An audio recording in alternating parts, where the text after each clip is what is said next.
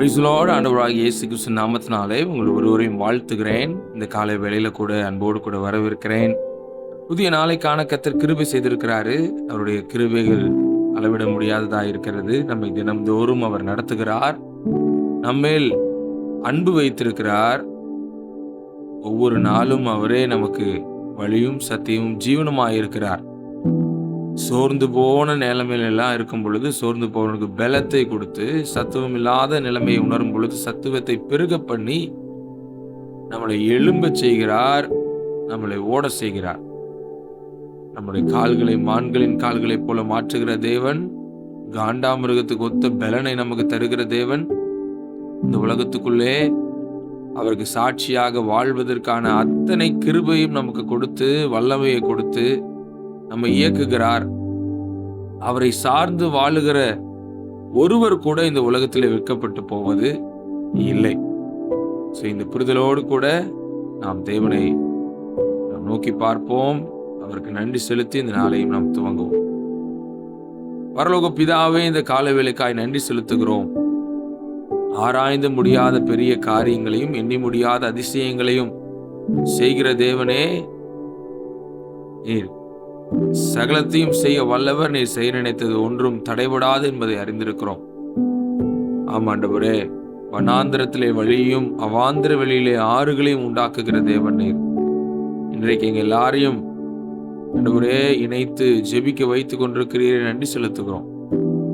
ஒவ்வொரு நாளும் எங்களை பலப்படுத்துகிறவர், நல் வழிபடுத்துகிறவர், ஆலோசனையை கொடுக்கிறவர், நீதியின் வலது கரத்தினால் தாங்குகிறவர் நீர் ஒருவரே. ஆண்டவரே, தொடர்ந்து உமக்கு பிரியமான வாழ்க்கையிலே நாங்கள் வாழ்ந்து காட்ட தொடர்ந்து எங்களை கர்த்தர் பலப்படுத்தி நடத்துங்கன்னு சொல்லி நாங்கள் ஜெபிக்கிறோம்.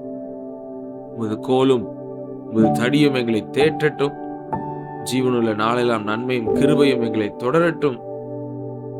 உடைய பிரசன்னத்திலே அகமகிழ்ந்திர கர்த்தர் தொடர்ந்து எங்களுக்கு கிருபை கொடுங்க. மீட்பராகிய இயேசு கிறிஸ்துவின் நாமத்தில் ஜெபிக்கிறோம் எங்கள் நல்ல பிதாவே, ஆமென். பிரியமானவர்களே, ஆண்டவராகிய இயேசு கிறிஸ்து நாமத்தினால மீண்டுமாய் உங்களை வாழ்த்துகிறேன். நம்முடைய பிதாவாகிய தேவனாலும் கர்த்தராகிய இயேசு கிறிஸ்துவினாலும் உங்களுக்கு கிருபையும் சமாதானமும் உண்டாவதாக என்று வாழ்த்துகிறேன். ஒவ்வொரு வீடுகள் தோறும் கிருபையும் சமாதானமும் உண்டாகட்டும், பெருகட்டும். இன்றைய தினத்திலும் எசேக்கியேல் தீர்க்கதரிசன புஸ்தகத்துல பாகம் 12 நம்ம தியானிக்க போகிறோம். தலைப்பு எப்படி இருக்குது அப்படின்னா, sit where the broken sit, ministry runs with compassion. உடைந்தவர்களோடு உட்காரு, இரக்கத்தோடு தான் ஊழியம் இயங்குகிறது. இந்த தலைப்புல நம்ம தியானிக்க போறோம். வசனங்களை நம்ம வாசிக்கலாம். எசேக்கியேல் 3ஆம் அதிகாரம் 12ஆம் வசனத்திலிருந்து.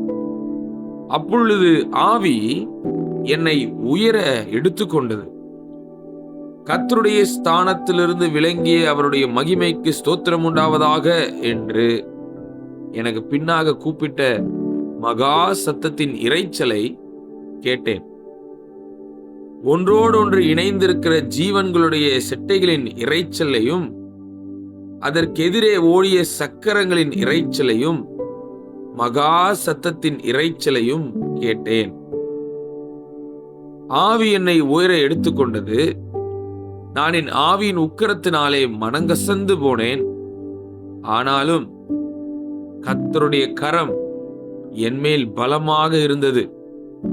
கேபார் நதி அண்டையிலே தெலாபீப்பிலே தாபரிக்கிற சிறைப்பட்டவர்களிடத்திற்கு நான் வந்து அவர்கள் தாபரிக்கிற ஸ்தலத்திலே தாபரித்து 7 நாள் அவர்கள் நடுவிலே பிரமித்தவனாய் தங்கினேன் அப்படின்னு வாசிக்கிறோம். பிரியமானவர்களே, நம்ம கடந்த பாகங்களை தியானிக்கும் பொழுது எசேக்கியேலை தேவன் தெரிந்தெடுத்து எசேக்கியேலுக்கு அவர் தரிசனங்களை காண்பிக்கிற காரியத்தை எல்லாம் நம்ம பார்த்தோம்.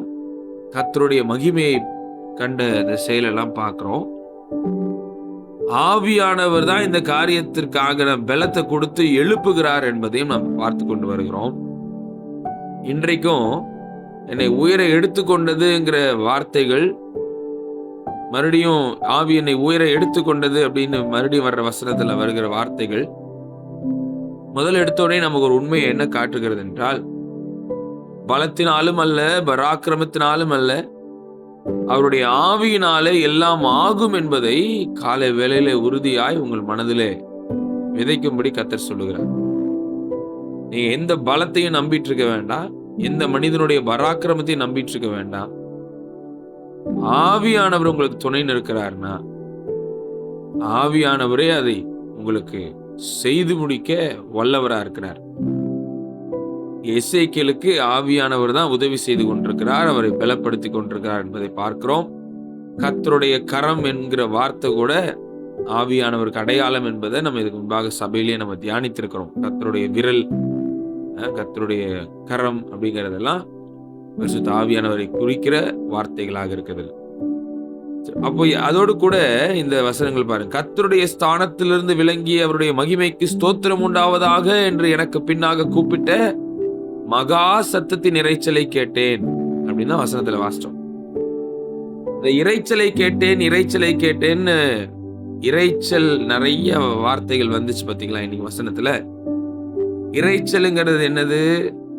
சத்தத்தின் தொனியும் கேட்க முடியாத அளவுக்கு சத்தமாகவும், அந்த சத்தத்தின் எல்லா வார்த்தைகளும் தெளிவாக புரியாதபடியும் இருக்கிறதை தான் இந்த இடத்துல இரைச்சல்கள் என்று பதிவு பண்ணப்படுகிறது.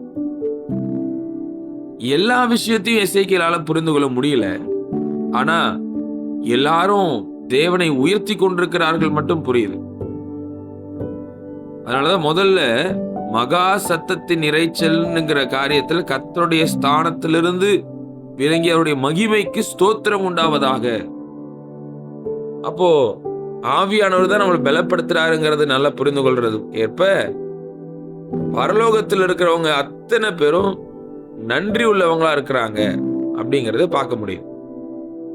இனி காலை வேளையில் நமக்கும் என்ன ஒரு சிறந்த ஒரு காரியங்கள் முன்வைக்கப்படுகிறது என்றால், நன்றி உள்ளவங்களா நம்ம இருக்கிறோமா? ஆண்டவருக்கு நன்றி செலுத்துறவங்களா இருக்கிறோமா? எத்தனை நன்மைகளை கர்த்தர் நமக்கு செய்திருக்கிறார், செய்து கொண்டிருக்கிறார். ஆனா நம்ம ஆண்டவருக்கு ஸ்தோத்திரம் செலுத்துறதும், கர்த்தருக்கு கொடுக்க வேண்டிய கனத்தை நம்ம செலுத்துறதும் இல்லை அப்படின்னா அந்த இடத்துல நம்ம என்ன தவறுகள் செய்து கொண்டிருக்கோம் என்பதை யோசிச்சு பார்க்கணும். ஸோ இந்த இடத்துல நம்ம புரிந்து கொள்ளுகிற காரியம் பிடிஎஃப்ல அனுப்பியிருக்கிறது நீங்க பார்ப்பீங்கன்னு நினைக்கிறேன். ஃபைல்ல ஓபன் பண்ணியிருப்பீங்க. தேவனுடைய மகிமையை கண்ட பிறகும், சுருளை புசித்த பிறகும், அழைப்பை பெற்ற பிறகும் எசேக்கியேல் உடனே பிரசங்கிக்கவில்லை. அவர் சிறையிருப்போருடன் உட்கார்ந்தார் அப்படிங்கிறதுல தான் இன்றைய நாள்ல நம்ம ஸ்லைட்ல தியானத்தை ஆரம்பிக்கிறோம். இன்னைக்கு தலைப்பே என்ன நம்ம தியானிக்கிறோம் அப்படின்னா, உடைந்தவர்களோடு உட்காரு, இரக்கத்தோடு தான் ஊழியம் இயங்குகிறது அப்படிங்கிறத பார்க்கணும்.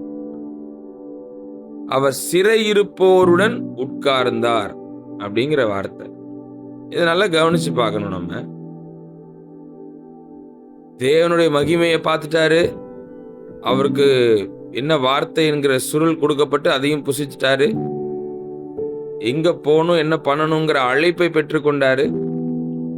உடனே கிளம்பி போய் பிரசங்கம் பண்ணிடல, அவர் சிறையிருப்போருடன் உட்கார்ந்துட்டு இருக்கிறாருங்கிறத நம்ம பார்க்கிறோம்.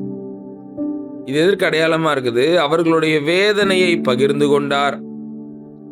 இது ஊழியத்தின் மிகப்பெரிய ரகசியங்களில் ஒன்றாக இருக்கிறது. மக்களின் துயரத்தை உணராதவன் தேவனுடைய வார்த்தையை சரியாக அறிவிக்க முடியாது. இரக்கம் சத்தியத்தை குறைப்பதில்லை, சத்தியம் செல்வதற்கான பாதையை தயாரிக்கிறது. சிறையிருப்போர் இப்போ பாபிலோன் உள்ள தெலாபிபில்ங்கிற இடத்துல கேபார் நதிக்கரையில வாழ்ந்துட்டு இருக்கிறாங்க.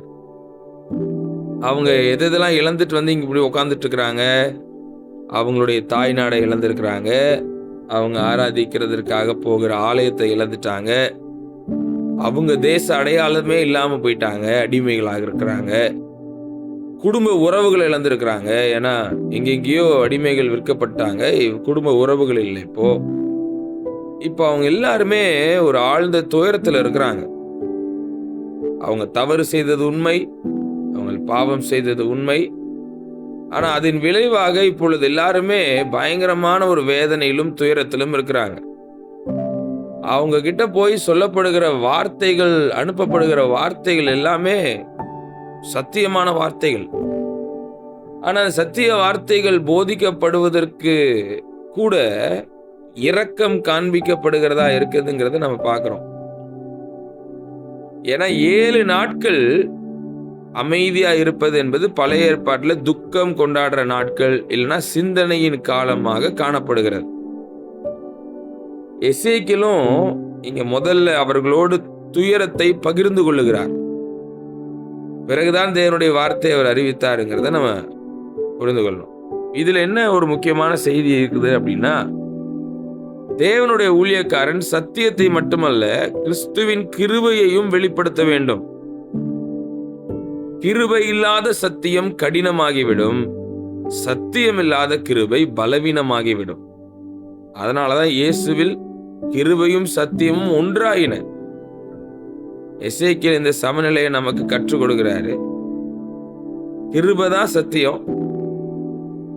அது சத்தியத்தை நம்ம கிருபையை விட்டு பிரிச்சு நீங்க போதிக்கிறேன்னு நீங்க போதிச்சீங்கன்னா, ஒருபோதும் ஒரு மனிதன் மனம் திரும்புவதற்கு ஏதுவாக அது கொண்டு செல்லாது, நியாய தீர்ப்புக்கு ஏதுவாக கொண்டு செல்லுகிறதா இருக்கிறது.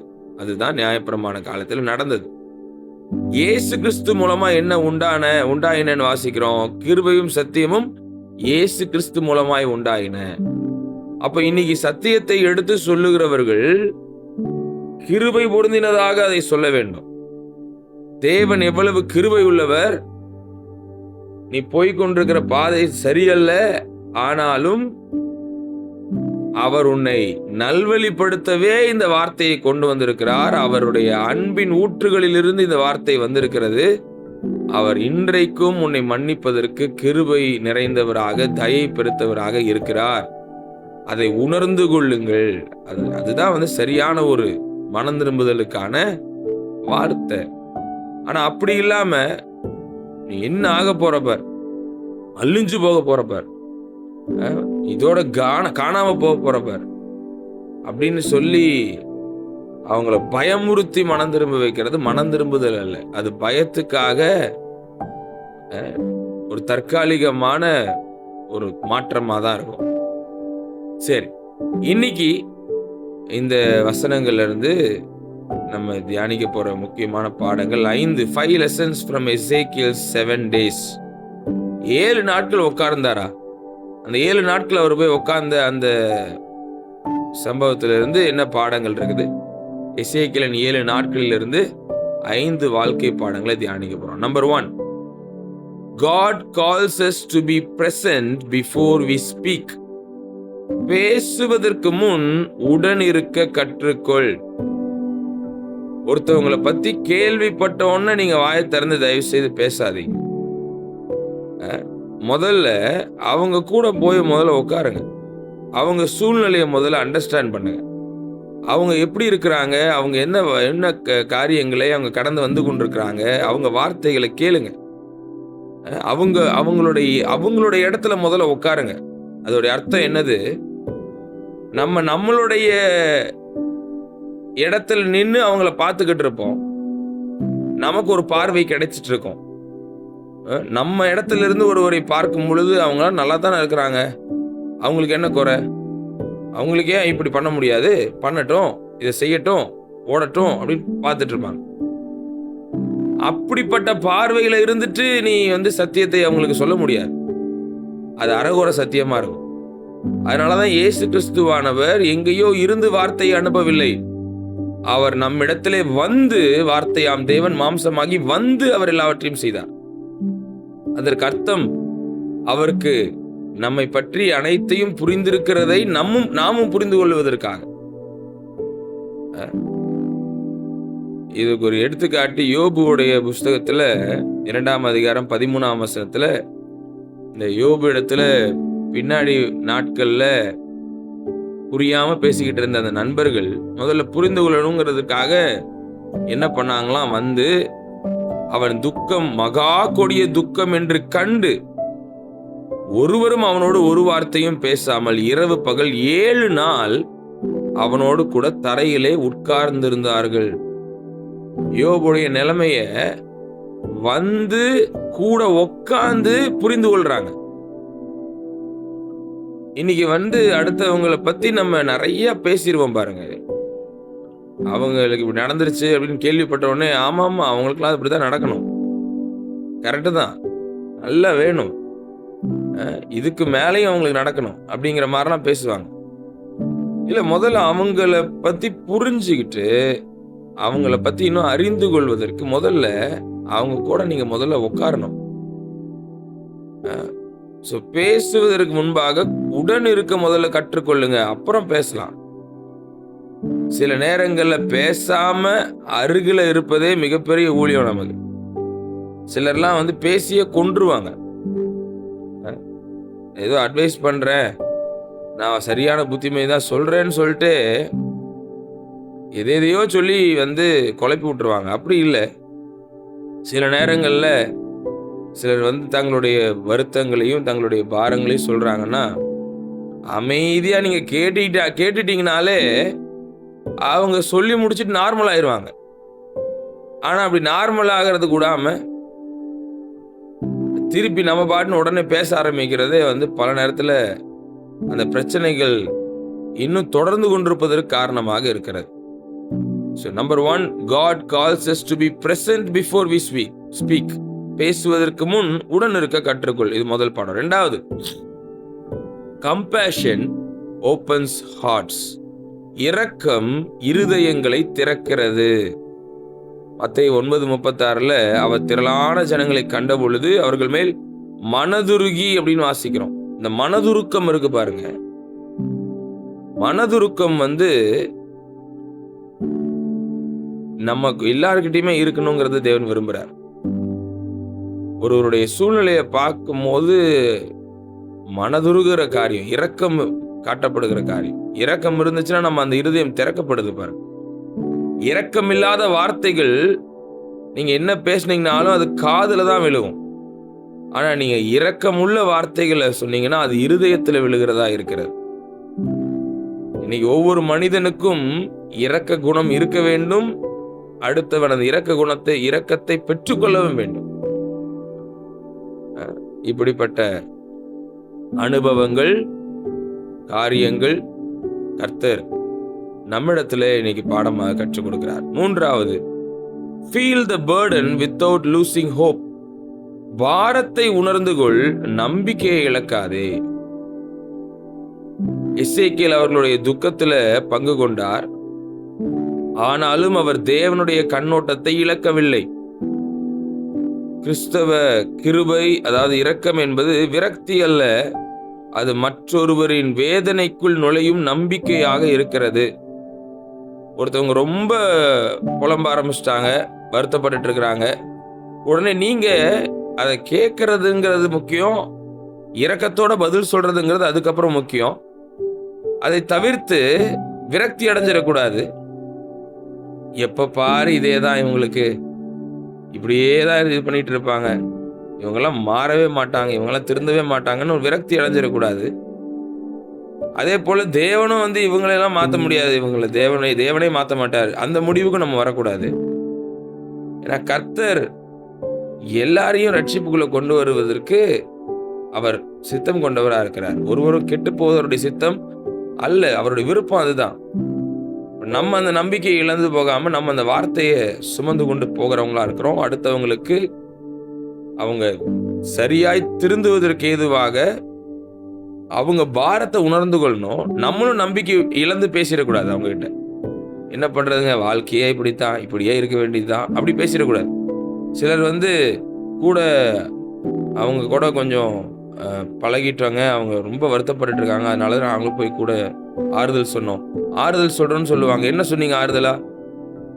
உங்களுக்கு இருக்கிற பிரச்சனையே தாங்க எங்களுக்கு இருக்குது, நாங்களும் அதே கஷ்டம் தாங்க பட்டுட்டு இருக்கோம், என்ன பண்றது, இதுதான் வாழ்க்கை, அப்படி சொல்லிட்டு வந்தோங்க. அப்படி சொன்னா அது அல்ல ஆறுதல். வேதாகமத்தின்படி ஆறுதல் என்ன? கர்த்தர் நம் வாழ்க்கையை எவ்வாறு மாற்ற வல்லமை உள்ளவர். கர்த்தர் எதை சொல்றாரோ அதை சொல்லி ஒருத்தவங்களை பலப்படுத்துறீங்கன்னா தான் அது ஆறுதல். வேத வசனத்துல அழுகிறவர்களோட அழுங்கள் அப்படின்னு போடப்பட்டிருக்கதே தவிர தேவனுடைய நம்பிக்கையை மறந்துருன்னு சொல்லல. அழுதுட்டு அப்படியே விட்டுரு, தேவன் என்ன செய்வாரோ அப்படின்னு விட்டுருன்னு சொல்லல. தேவன் நமக்கு வார்த்தையின் மூலம் என்ன நம்பிக்கை கொடுக்குறாரோ அதை மறந்துடாதீங்க. அதை முதல்ல கொடுங்க. அழுகிறவங்களோட அழுங்க, சந்தோஷமா இருக்கிறவங்களோட சந்தோஷமா இருங்க. பைபிள் சொல்ற உண்மை கரெக்டு. ஆனா அதை முடிச்சுட்டு அவங்களுக்கு நம்பிக்கையை ஊட்டிட்டு வாங்க. அழுதுட்டு நீங்கள் இன்னும் அழுதுட்டு வந்துடக்கூடாது இல்லையா? ஸோ அவங்க ஒருத்தவங்களுடைய பாரத்தை உணர்ந்து கொள்ளுங்க. நீங்களும் நம்பிக்கை இழந்துடாதீங்க, அவங்களுக்கு நம்பிக்கையை கொடுத்து கொண்டு வாருங்கள். 4வது பாடம், God's messenger must love God's people. தேவனுடைய ஜனங்களை நேசிக்க வேண்டும். இந்த இரக்க குணத்துல கூட உட்கார்றதுல அன்பு காட்டப்படுகிறது. ஒருத்தவங்களுடைய கஷ்டத்துல போய் நீங்க கூட உட்கார்றது. எபிரேயர் 12:6 இயேசு கிறிஸ்துவானவரை குறித்து சொல்லும் பொழுது, அவர் பிதாவாகிய தேவன் நமக்கு எப்படிப்பட்ட வழிநடத்தலை உண்டாக்குகிறார் அப்படிங்கிறதுல, கர்த்தர் எவனிடத்தில் அன்பு கூறுகிறாரோ அவனை அவர் சிட்சித்து தாம் சேர்த்து கொள்ளுகிற எந்த மகனையும் தண்டிக்கிறார் என்று பிள்ளைகளுக்கு சொல்லுகிறது போல உங்களுக்கு சொல்லி இருக்கிற புத்திமதியை மறந்தீர்கள் அப்படின்னு சொல்லி வரும்போது, இங்க சிட்சை அப்படிங்கிற வார்த்தையே எப்படி வருதுன்னா அன்பு இருக்கிறதுனால வருது. அந்த அன்புல அவங்க அழிஞ்சு போகணுங்கிற வார்த்தை வராது, அவங்க வாழணுங்கிற வார்த்தை வருது. அதற்கேற்ற பிரகாரமாக தான் தேவனுடைய வார்த்தைகளையும் பகிர்ந்து கொள்ள வேண்டும். நம்ம அடுத்தவங்களுக்கு சொல்லுகிற வார்த்தைகள் அவங்க மேல இருக்கிற அன்புல வரணும் பாருங்க. கண்டிப்பு வெறுப்பிலிருந்து வருவதில்லை, அன்பிலிருந்து வருகிறது. பல நேரங்கள்ல உணர்ந்து கொள்ளாமல் இருக்கும் பொழுது யாராவது நம்மள சிட்சிக்கிறாங்க, இல்ல ஒழுங்குபடுத்துறாங்க, இதை செய்யறது தவறு, இப்படி செய்யாதீங்கன்னு சொல்றத கூட ஏற்றுக்கொள்கிற மனப்பான்மை வருவதில்லை அநேகருக்கு. நீ என்ன சொல்றது, நான் என்ன கேட்கறது அப்படிங்கிற இதுல போயிடுறாங்க. ஆனா வேதாந்தின் அடிப்படையில் அன்பு இருந்துச்சுன்னா தான் அந்த சிக்ஷையே வருது, ஒழுங்குபடுத்துகிற காரியமே சொல்லப்படுது, போதிக்கப்படுது. கடைசி 5வது பாடம், Christ entered our suffering before he solved it. கிறிஸ்து நம்முடைய துயரத்திற்குள் வந்தார், அதை தீர்க்கிறதுக்கு முன்பதாக. இல்லையா? எபிரேயர் 4:15 வாசிக்கிறோம், நம்மளுடைய பலவீனங்களை குறித்து பரிதபிக்க கூடாத பிரதான ஆசாரியர் நமக்கு இராமல் எல்லா விதத்திலும் நம்மை போல் சோதிக்கப்பட்டும் பாவமில்லாதவராய் இருக்கிற பிரதான ஆசாரியரே நமக்கு இருக்கிறார். அப்போ நம்மளுடைய பலவீனங்கள் என்னது, நம்மளுடைய இங்க பலவீனங்கிறது வியாதி இல்லைங்க. சில பேர் அப்படி தப்பா புரிஞ்சுக்கிறீங்க. பலவீனங்கள் இங்க குறிப்பிடப்பட்டிருக்கிறது என்னன்னா நம்மளுடைய வீக்னஸ். இன்னும் நம்ம ஜெயிக்காம எதுலாம் இன்னும் குறைவுபட்டுக்கிறோம். இந்த விஷயத்துல அவன் தோத்து போயிட்டே இருக்கிறான், இதுல அவன் சரியில்லை, இவனுக்கு இன்னும் பேச தெரியல, இவனுக்கு ஒன்றும் நடந்துக்க தெரியல, இவன் இந்த கேரக்டர்ல இவன் ஜெயிக்கல, இன்னும் கோபக்காரன், இன்னும் சண்டைக்காரன், இன்னும் இவன் பொய் சொல்றவன், இன்னும் இவன் இப்படி அப்படின்னு சொல்லி அவர்கள் இன்னும் ஒரு சில காரியங்களை இன்னும் ஜெயிக்க முடியாமல் அதுல அவங்க பலவீனமா இருக்கிறாங்க. மற்றதுலாம் எல்லாம் ஸ்ட்ராங்கா இருப்பாங்க, இதுல அவங்க ரொம்ப வீக்கு அப்படி சொல்லுவாங்க. பாத்தீங்களா? இந்த பண விஷயத்துல அவங்க வீக்கு, இல்ல இந்த வாய் பேசுற விஷயத்துல இவங்க வீக்கு அப்படிங்கிற மாதிரிலாம், எதுல நம்ம பலவீனமா இருக்கிறோங்கிறது கர்த்தருக்கு தெரியும். நம்ம அந்த பலவீனமா இருக்கவே நினைச்சுக்கிட்டு இருக்கிறோமா, அந்த பலவீனத்தை ஜெயிக்கணும்னு நினைச்சுக்கிட்டு இருக்கிறோமாங்கிறதையும் கர்த்தர் பார்க்கிறார். அப்படி நம்ம கிட்ட இந்த விஷயம் குறை, உங்ககிட்ட வாயை வச்சுட்டு கம்முன்னு இருக்க மாட்டீங்க அப்படின்னு ஒருத்தர் கிட்ட இருந்துச்சுன்னா, அவர் ஆண்டுட்டு எப்படி ஜெபிக்க வேண்டியதா இருக்குது, ஆண்டவரே நான் இந்த பலவீனத்தை ஜெயிக்க வேண்டும், இந்த மாதிரியான காரியத்துல நான் திரும்ப திரும்ப தவறு செய்து கொண்டிருக்கிறேன், எனக்கு நீங்க உதவி செய்ய வல்லவர் என்பதை நான் விசுவாசிக்கிறேன். அது எப்படி வல்லவருங்கிற அர்த்தம்னா, நம்முடைய பலவீனங்களை குறித்து பரிதபிக்கிற ஒரு பிரதான ஆசாரியர் நமக்கு இருக்கிறார். நீ எப்ப பாரு இப்படிதான் பண்ணிட்டு இருப்பேன்னு திட்டுறவர் அல்ல, அதிலிருந்து வெளியே கொண்டு வர வைக்கிறதுக்கு நமக்கு உதவி செய்கிறவரா இருக்கிறார். இயேசு பரலோகத்திலிருந்து கட்டளைகள் மட்டும் நமக்கு அனுப்பல, நம்முடைய துயரத்துக்குள் இறங்கி வந்தார். அதான் இந்த செய்தியுடைய துவக்கத்திலேயே நம்ம சொல்லப்பட்ட விஷயம். அதனாலதான் அவர் நம்மை உண்மையாக ஆறுதல் படுத்த முடிகிறது. இயேசு கிறிஸ்துவ போல வாழுகிற நம்ம அடுத்தவங்களுடைய பலவீனங்களை பார்த்து குற்றம் சாட்ட அல்ல, அதிலிருந்து அவங்களை காப்பாற்றுவதற்கு தொடர்ந்து உதவிகள் செய்து கொண்டிருக்கணும். நம்ம பரிதபிக்கணும் அவங்களுக்காக. அது இந்த இரக்கத்துல இருக்குது பாருங்க.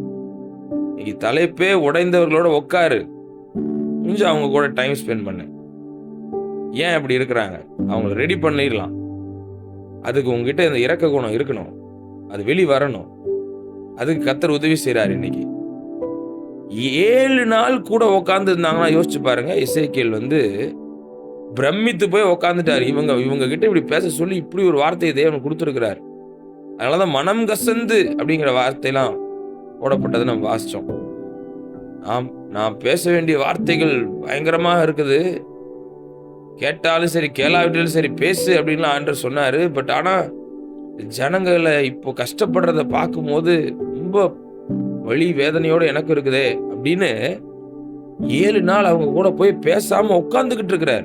அவங்களுடைய கஷ்டங்களை அவரும் தன்னுடைய மனதிலே பாரமாக எடுத்துக்கொள்வதற்கு ஏதுவாக கூட போய் உட்கார்ந்துட்டு இருக்கிறார்.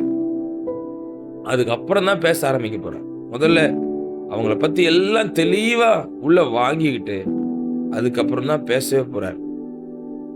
இதற்கான அடையாளம் தான் இப்ப கிறிஸ்துவானவர். அவர் நம் மத்தியிலே நம்ம கூடயே இருந்து நம்மளுடைய பலவீனங்கள்லாம் எதுங்கிறதெல்லாம் பார்த்துட்டு நமக்கு உதவி செய்றவரா இருக்கிறார். பேதுரு ரொம்ப உற்சாகம் உள்ள கேரக்டர் தான். அன்றுக்காக நான் இதை பண்ணுவேன் அதை பண்ணுவேன் எல்லாத்தையும் நான் செய்வேன் அப்படின்னு சொல்ற ஆள் தான். ஆனா அவருடைய பின் வாழ்க்கை எப்படி இருக்க போகுதுங்கிறத பார்த்தே ஆண்டவர் என்ன சொல்லிட்டாரு, உனக்காக நான் வேண்டிக் கொண்டிருக்கிறேன், சேவல் கூறதுக்கு முன்பதாகவே நீ 3 தடவை மறுதளிப்ப.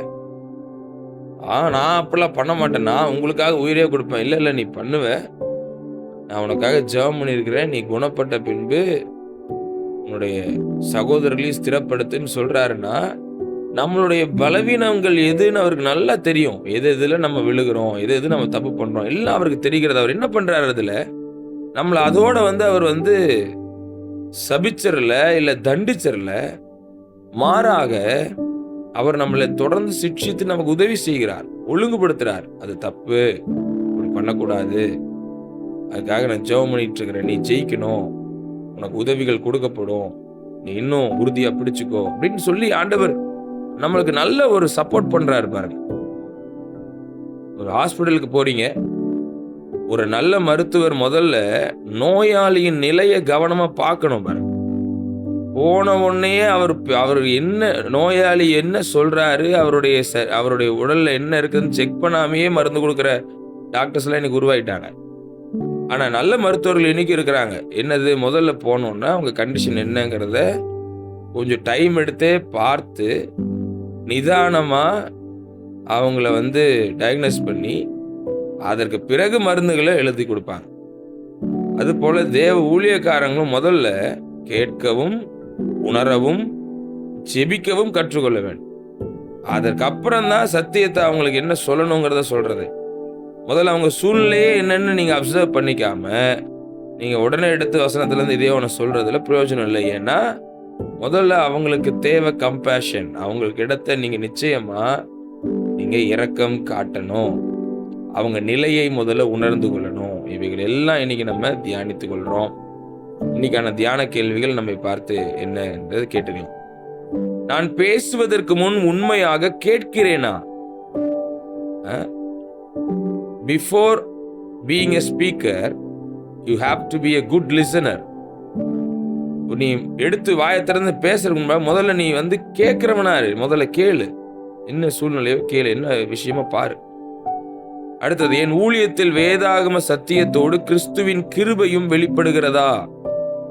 இயேசு கிறிஸ்து இங்க இருந்திருந்தாருன்னா என்ன பண்ணுவாரு அப்படின்னு உங்களால புரிந்து கொள்ள முடியுமா? பாவியான ஸ்திரீய நானும் உன்னை ஆக்கினைக்குள்ளாக தீர்க்கிறது இல்ல, நீ போ, நீ பாவம் செய்யாதேன்னு சொல்லி பாவத்தை ஜெயிக்கிறதற்கு வழி அமைச்சு கொடுக்கிறாருன்னா, தவறிலிருந்து சரியாய் வருவதற்கு வழி அமைச்சு கொடுக்கிறாருன்னா, அது அவருடைய கிருபை காட்டப்படுகிறது. மூன்றாவது, இன்று என் அறிவுரையை விட என் உடனிருப்பை அதிகமாக தேவைப்படுகிறவர் யார்? இன்னைக்கு நம்ம கூட இருந்தா போதும்னோட நினைக்கிற நிறைய பேர் இருக்கிறாங்க. ஒரு 2 நிமிஷம் நீங்க அப்படியே கூட நின்னீங்கன்னா போதும் அப்படிங்கிற மாதிரி உங்களுடைய பிரசன்ஸை எதிர்பார்க்கிறவங்க இருக்கிறாங்க. ஆனா நம்ம போய் வாயை வச்சே கெடுத்துடுறோம். அமைதியா போய் நின்னாலே போதும், அவங்களுக்கு அது பயங்கரமான மன ஆறுதலா இருக்கும் சில துக்கத்தில் இருக்கிறவங்களுக்குலாம். ஆனா அங்கேயும் போயிட்டு லொட நம்ம பேசியே எல்லாத்தையும் கெடுத்துருவோம் பாருங்க. அப்படி இருக்கக்கூடாது. 4வது, என் துயரங்களில் இயேசு தமது கிருபையால் என்னை எப்படி சந்தித்தார். கொஞ்சம் யோசிச்சு பாருங்க, திருப்பி பாருங்க. நீங்க ஃபேஸ் பண்ண கஷ்டத்தின் மத்தியில கர்த்தர் உங்க மத்தியில எப்படி கிருபையா உங்களை சப்போர்ட் பண்ணாருங்கிறத ஞாபகப்படுத்தி பாருங்க.